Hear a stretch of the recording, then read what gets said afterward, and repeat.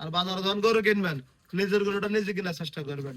অনেক মামা খালু এসে বলবো যে আরে বাবা তোমার তো আমি চিনি, তুমি তো অমুকের ছেলে, তোমার তো অমুক গ্রাম, তোমার দাদা আমার বন্ধু ছিল, হ্যাঁ এসে আপনার টুপি দিয়ে 5,000 টাকা খাইয়ে ফেলবো। দর্শক অনেকেই তো গরুর খামার সেক্টরে আসেন, বাজারে গরু কেনেন, মনে করেন কি বাজারে যায় শিং মাথা দেখে গরু কিনে ফেলবেন। বিষয়টা এত সহজ না। এই যে আমরা খামারে আসছি না, আমার লালু মাঝে মধ্যে লাথি দেয় গুঁতো দেয়, এগুলো বোনাস। তবে এগুলো খাইলে সমস্যা নাই। বাজারে যাইলে যখন আপনি বড় ধরনের লাথি খাইবেন তখন কিন্তু আপনি এটা থেকে শিক্ষা গ্রহণ করতে হবে। যেমন হচ্ছে আমরা যারা বাজার থেকে গরু সংগ্রহ করি, এখন বর্ষাকাল, এই বিষয়গুলো একটু মনোযোগ দিয়ে শুনবেন, শেয়ার করে অন্যকে দেখার সুযোগ করে দেবেন। যেমন হচ্ছে আমরা এই লাল থানা যে ফায়ার খুঁড়োটা, আমি ফায়ার টিপতেছি, কোনো ধরনের সে ব্যথা অনুভব করতেছে না বা বিরক্ত বোধ মনে হচ্ছে না তার। বাজারে কি হয়, এই খুঁড়াগুলো খুঁড়া রোগ থাকলে বোঝা যায় না। যেমন হচ্ছে ফায়ারের ভিতরে গোবর থাকে, মাটি থাকে, যখন বর্ষা বাদল, আপনারা যারাই গরু সংগ্রহ করবেন এই খুঁড়াগুলো দেখবেন। কারণ হচ্ছে যদি আপনার খুঁড়ে সমস্যা হয়, আপনি প্রথমে একজন নতুন খামারি হয় কিন্তু অনেক বড় একটা বিপদে পড়ে যাবেন, টেনশনে পড়ে যাবেন। আরে গরু ফালতে আসছি, এগুলা কি গরু আনতে না আনতে অসুস্থ। গরু অসুস্থ হওয়াটা স্বাভাবিক, মানুষ অসুস্থ হয় না। অবশ্যই এই বিষয়গুলো খেয়াল রাখবেন। বাজার থেকে অনেকে গরু কিনেন, এই যে আমরা দুটো চোখ দেখতেছি না অনেকটাই ক্লিয়ার, অনেকে এটা খেয়াল করে না, মনে করে যে চোখ তো ভালো আছে। আমরা বাজার পাওয়ার সময় যাই, গরু বিক্রি হওয়ার পর অনেক সমস্যা হয়, অনেক মারামারিও করতে দেখি। চোখের সামনে এভাবে হাত বুলাই দেখবেন গরুটা চোখ দিয়ে আপনার হাত থেকে সরে যাচ্ছে কিনা। না হয় কিন্তু চোখ ভালো দেখা যায় কিন্তু সে চোখে দেখে না।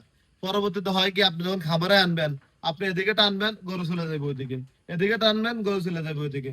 পরবর্তীতে এই গরুটা বিক্রি করতে আপনি কিন্তু লসে বিক্রি করতে হবে। আপনি যদি গরু আরো বড় হয়, কষাই আপনি দাম দিতে চাইবে না, বলবে এটা খুঁত, যেমন কোরবানিতে ধরতে চাইবে না। এই সমস্যা ওই সমস্যা।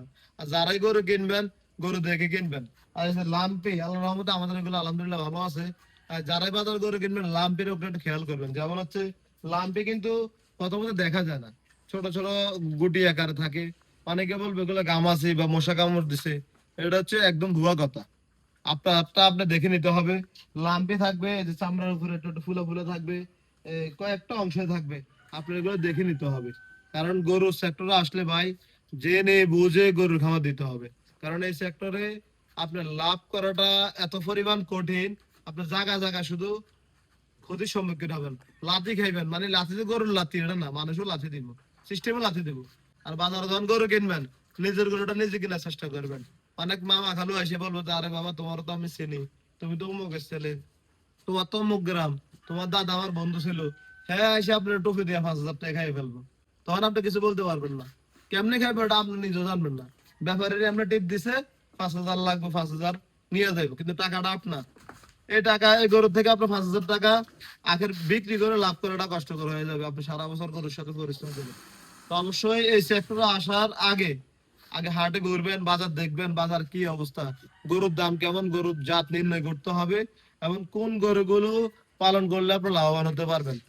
1 মাস 2 মাস 3 মাস ঘুরবেন, বাজার ঘুরবেন, গাড়ি ভাড়া যদিও আপনার খরচ হয়, আপনার এটা থেকে অভিজ্ঞতা নিতে পারবেন। আপনার আশেপাশে কোনো বড় খামারি থাকলে তার সাথে বন্ধুত্ব করবেন, তার সাথে একটা সম্পর্ক করে তার থেকে জানার চেষ্টা করবেন। অবশ্যই যারা বড় খামারি বা যারা ভালো খামারি তারা পরামর্শ দিবে, তারা অহংকার না রেখে পরামর্শ দিবে আপনাকে। তো অবশ্যই জেনে শুনে বুঝে আপনি এই সেক্টরে আসবেন। আপনার কষ্ট অর্জিত টাকা এভাবে এই সেক্টরে এসে নষ্ট করবেন না। আশা করছি যারা আধুনিক কৃষিচিত্র ফেসবুক পেজ দেখতেছেন, আপনাদেরকে অবশ্যই হাট বাজারে নিত্য নতুন ভিডিও দেবো, আমাদের খামারে আপডেট দেওয়ার চেষ্টা করবো। সবাইকে ধন্যবাদ, আসসালামু আলাইকুম।